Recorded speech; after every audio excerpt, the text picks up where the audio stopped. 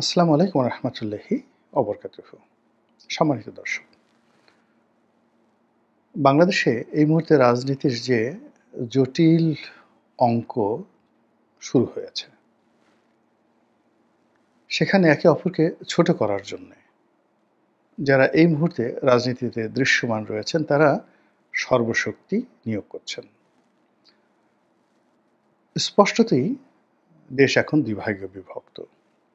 জামাত এবং তাদের যারা বন্ধু তারা, আর বিপরীতে রয়েছে বিএনপি এবং তাদের যারা বন্ধু তারা।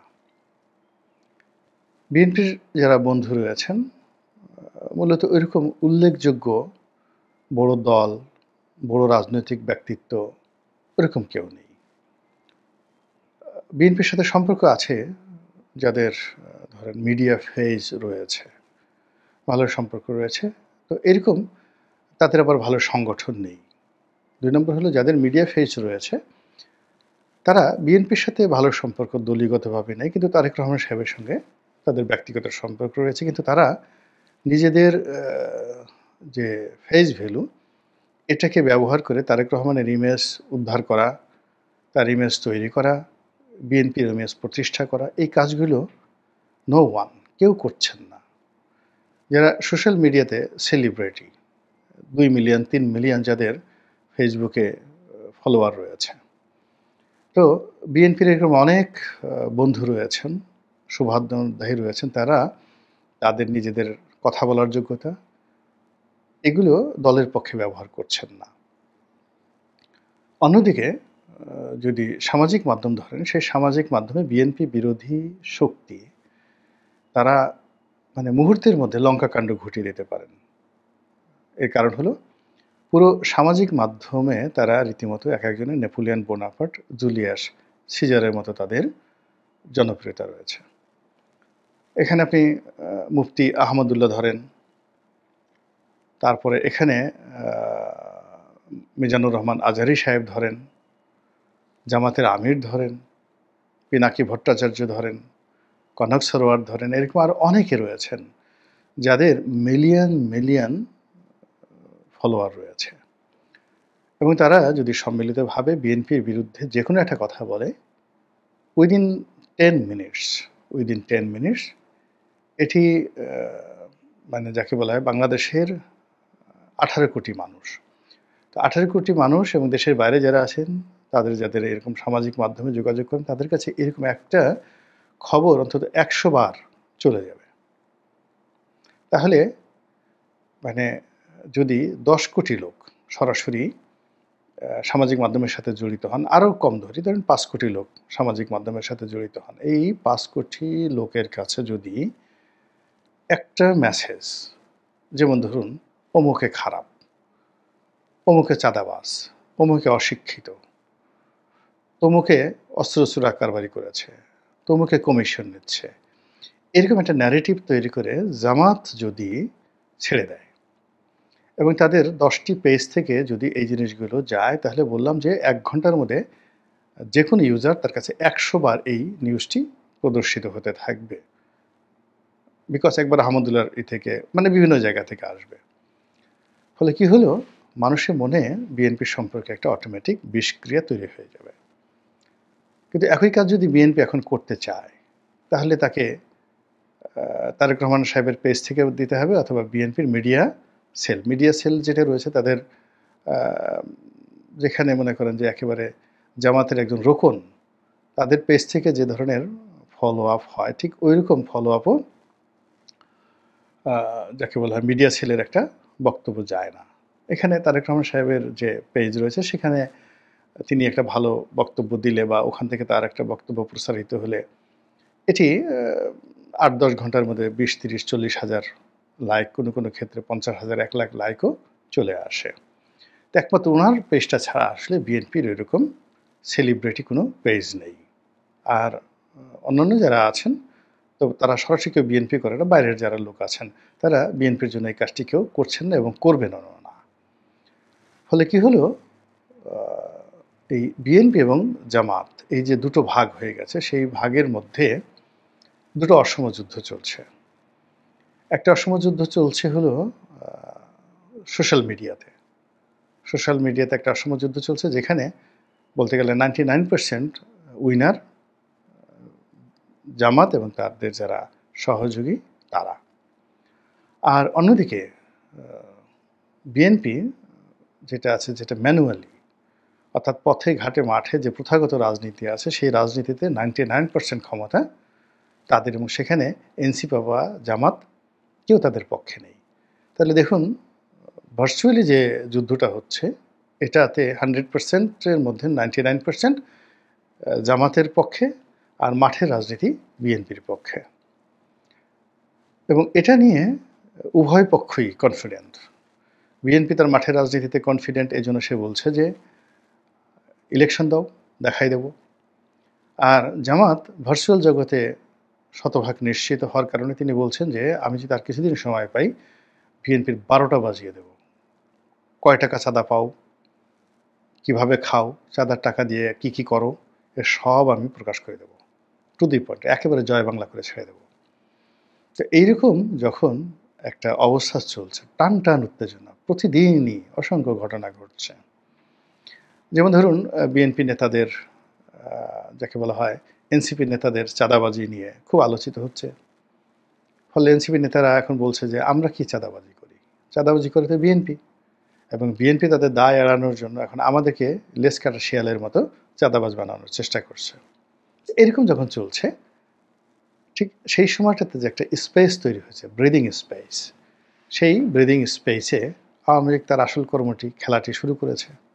সে তার দাওয়াতি কর্ম শুরু করছে, পথে ঘাটে মাঠে চায়ের দোকানে বলা শুরু করছে, কি যুগ আসলো ভাই, এভাবে কি চলতে পারে, চালের দাম কত, অমুক। এখন মানুষকে যদি আপনি অভাবের কথা জিজ্ঞাসা করেন, তার অভাব না থাকলেও বলবো অভাব আছে।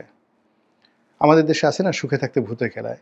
তো ওইরকম আপনি একজন লোকের জিজ্ঞাসা করেন আপনার কি কোনো সমস্যা আছে, সে প্রথমে বলবো অনেক সমস্যা আছে। কিন্তু আপনি তাকে জিজ্ঞেস করেন যে আপনি এখন ভালো কি আছে, তখন সে খুঁজে খুঁজে 2-4টা ভালোর কথা বলবে। কিন্তু প্রশ্নটা যদি নেগেটিভ হয় যে আপনার কি সমস্যা আছে, দেশ আর চলছে না, রসাতলে গেছে, এই ইউনূস সাহেবকে দিয়ে আর কিছু হবে না, এনসিপির ছোট বাচ্চা পোলাপান কী করতেছে, বিএনপির লোক পথে ঘাটে মাঠে কী করছে, প্রশ্নটা যখন এরকম হয়, তখন সঙ্গতিকরণে মানুষ যা শুনে, যা দেখে, এটাকে আরও বহুগুণ বাড়িয়ে বাড়িয়ে বলে চায়ের দোকানে ঝড় তোলে, আর হবে না, এক জালেম গেছে আরেক জালেম আসছে, এর দ্বারা কী হবে, এরা ক্ষমতায় না গিয়ে এই অবস্থা, ক্ষমতায় আসলে কি হবে, এই রকম কথাবার্তা যারা বলছে, তারা যে আওয়ামী লীগের লোক নয়, এটা আপনি বলবেন কি করে? তারা যে সবাই জামাতের লোক, এনসিপির লোক, তাও তো আপনি বলতে পারেন না। তো এভাবে আপনি গিয়ে দেখেন, বাংলার পথে ঘাটে প্রান্তরে, মাঠে ঘাটে, বাজারে, বিপণী বিতানে, সব জায়গাতে এই আলোচনা। মানে এই দেশ কেমন চলছে, আগে ভালো ছিলাম না এখন ভালো আছি, এই দেশ চালানোর জন্য শেখ হাসিনার চেয়ে উপযুক্ত কেউ আছে কিনা, এই কথাগুলো একটা, যাকে বলা হয় একটা ন্যারেটিভ ছুঁড়ে দেওয়া হচ্ছে। এবং এটা খুবই ম্যাটিকুলাসলি, ভীষণ রকম ম্যাটিকুলাসলি এবং গোপনে, এবং ঠিক সেম কাজটি জামাত করেছে গত 15টি বছরে। আমার সঙ্গে জামাতের ওইরকম কোনো আধ্যাত্মিক সম্পর্ক কখনোই ছিল না। তো জামাত যখন খুব মজলুম ছিল, ভীষণ রকম মজলুম ছিল, এবং তখন আমার বয়সও কম ছিল। আর কম বয়সে যখন মানুষের টাকা হয়, আমি বেশ সচ্ছল ছিলাম তখন। 2001 থেকে ধরুন একেবারে 2018 পর্যন্ত আমার রমরমা ব্যবসা। তো টাকা যখন হয়, তখন মানুষের মধ্যে এক ধরনের উদ্দীপনা কাজ করে, সে খুব আবেগপ্রবণ হয়ে যায়। যারা দান করতে চায় তারা খুব দাতা হয়ে যায়, যারা ভোগ করতে চায় তারা খুব ভোগী হয়ে যায়, এরকম। তো আমার চরিত্র অনুযায়ী যখন আমার টাকা সচ্ছলতা ছিল, আমি আমার মতো করে মানুষকে সাহায্য সহযোগিতা করার চেষ্টা করেছি। 2 নম্বর হলো যে যখন ক্ষমতা থাকে, যেমন 2009 থেকে 14 সন পর্যন্ত আমার ডাইরেক্ট বেশ ক্ষমতা ছিল। 14 থেকে 18 পর্যন্ত 4 বছর আমি এমপি ছিলাম না। কিন্তু আওয়ামী লীগে থাকার কারণে কি হলো, আমার যারা বন্ধু-বান্ধব, ছোট ভাই, এরা বড় বড় মন্ত্রণালয়ে ছিলেন, এবং আওয়ামী লীগের সবার সঙ্গে আমার একটা ভালো সম্পর্ক ছিল। আমি এমপি হইনি, নমিনেশন কিনিনি, এটা নিয়ে বন্ধুদের খুব আফসোস ছিল। কিন্তু আমি এমপি না হওয়া সত্ত্বেও যেকোনো এমপি মন্ত্রীর চাইতে আমার কোনো অংশে সরকারি অফিসগুলোতে দাপট কম ছিল না। একটা টেলিফোন করলে আমি যেকোনো মানুষকে উপকার করতে পারতাম, যেকোনো মানুষকে উপকার করতে পারতাম, এবং সেই কাজটা আমি করেছি। আপনজনের জন্য করেছি এবং ওই দৃষ্টিভঙ্গি থেকে জামাতকে আমার ২০০৯ থেকে মনে হতো যে একটা যাকে বলা হয় মজলুম দল। আওয়ামী লীগ এদের প্রতি অন্যায় করা হচ্ছে। এটা বয়সের কারণে, অনভিজ্ঞতার কারণে। তো আমি আমার সাধ্যমতো জামাতের পক্ষে লিখতাম, বলতাম। আ তাদেরকে তাদের অনেক নেতারা যখন আমার কাছে আসতেন, দাওয়াত মানে আমি তাদেরকে খাওয়াতাম। এরকম একটা সম্পর্ক ছিল এবং তারা অনেক কথা আমাকে বলতেন। আর বিশেষ করে আমি যখন ২০১৩ সনে জেলে গেলাম, জেলে যাওয়ার পরে যখন আমি সেখানে গিয়ে জামাতের শীর্ষ নেতাদের সাথে যাকে বলে আমার দেখা সাক্ষাৎ হলো এবং সেগুলো নিয়ে যখন আমি জেল থেকে বের হয়ে পত্র-পত্রিকায় লেখালেখি শুরু করলাম, জামাতের সাধারণ নেতাকর্মীরা মনে করলেন যে এটা একেবারে গোলাম মোল্লা রনি বোধহয় এখনই জামাতে যোগদান করবেন। তাদের এই যে দুর্বলতাটা রয়েছে, জামাতকে কেউ প্রশংসা করলে বা আ জামাত খুব আবেগপ্রবণ হয়ে যায়। এমনকি নাস্তিক একজন লোক, হিন্দু একজন লোক, খ্রিস্টান একজন লোক কোনো কারণে জামাতের প্রশংসা করেছে, গোলাম আযমের প্রশংসা করেছে। মুহূর্তের মধ্যে তারা ভুলে যায় সবকিছু এবং তাকে মাথায় করে নাচতে থাকে। তো দেখব আমাকে নিয়েও নাচা শুরু হলো। জামাতের অনেক বড়, বড় শীর্ষ নেতা আ তারা আমার অফিসে আসতেন, কথা বলতেন, টেলিফোন করতেন। ফলে তাদের কর্মকাণ্ড সম্পর্কে আমি বোঝার চেষ্টা করছিলাম এবং তারা তলে, তলে তারা সবার সঙ্গে যোগাযোগ রাখতেন। ওই সময়টাতে দেখেছি।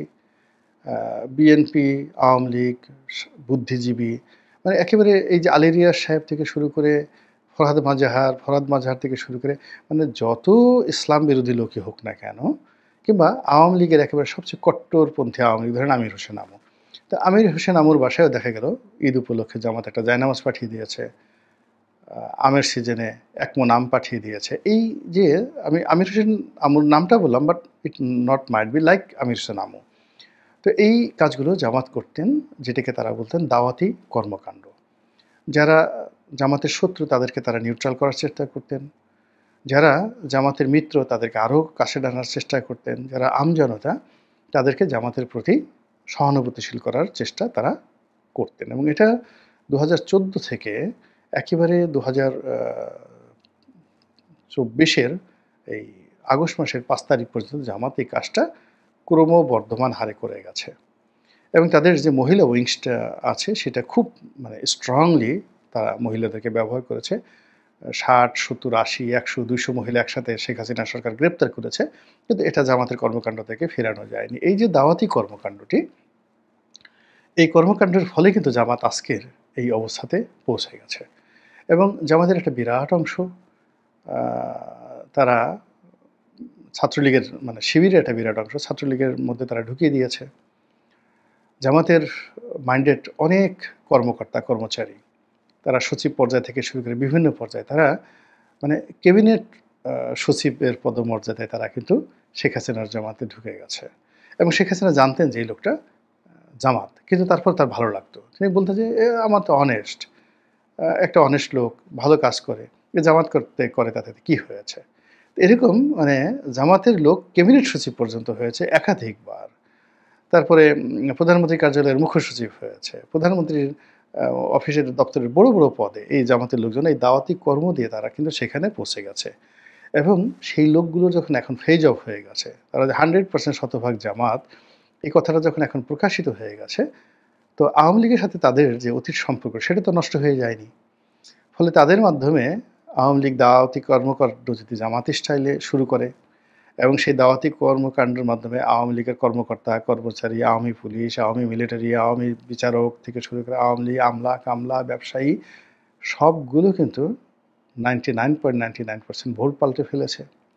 তারা এই জনগণের সঙ্গে মিশে গেছে। কেউ বিএনপির মধ্যে, কেউ এনসিপির মধ্যে, কেউ জামাতের মধ্যে। এবং সেখানে বসে তারা দাওয়াতি কর্মকাণ্ড চালাচ্ছেন। এবং জামাতের মতো করে তারা এই জনমত তৈরি করছেন। তো একদিকে এই গ্রুপটি জনমত তৈরি করছেন এবং যেহেতু জামাতের যদি 5% ভোট থাকে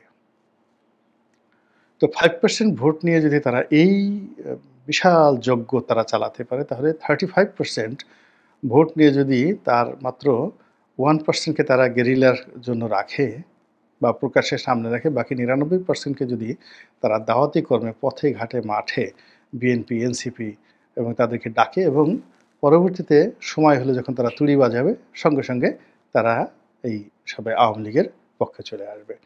এবং আওয়ামী লীগ এই কাজটি যে করছে এটা মানে সবাই জানে।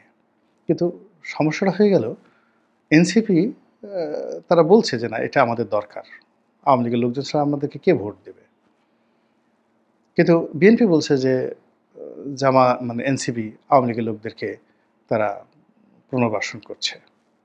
আবার আ যেখানে আওয়ামী লীগের লোকজন বিএনপির সাথে মিশে গেছে, সেখানে এনসিপির লোকজন খুবই ঈর্ষাপরায়ণ হয়ে বলছে বিএনপি সেই আওয়ামী লীগকে পুনর্বাসন করছে। আবার যে এলাকাতে জামাতের সঙ্গে আওয়ামী লীগের এরকম একটা দাওয়াতি কর্মকাণ্ডে অন্তর্মিল ঘটেছে, তো সেখানে এনসিপি এবং বিএনপি একই সুরে কথা বলছে যে এটা কী ধরনের কথা হলো?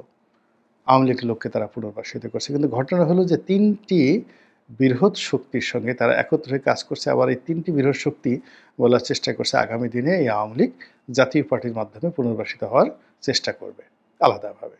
তো এই যে আওয়ামী লীগের যে দাওয়াতি কর্মকাণ্ড, এটি সেই আগস্ট মাসের ২০২৪ সালের ৫ তারিখ থেকে শুরু হয়েছে এবং এটা ক্রমশ বাড়ছে। এবং এটা শেষ পর্যন্ত কোথায় গিয়ে থাকে সেটাই এখন দেখার বিষয়। মহান আল্লাহ আমাদের সবাইকে হেদায়েত দান করুন এবং হেফাজত করুন। আসসালামু আলাইকুম ওয়া রাহমাতুল্লাহি ওয়া বারাকাতুহু।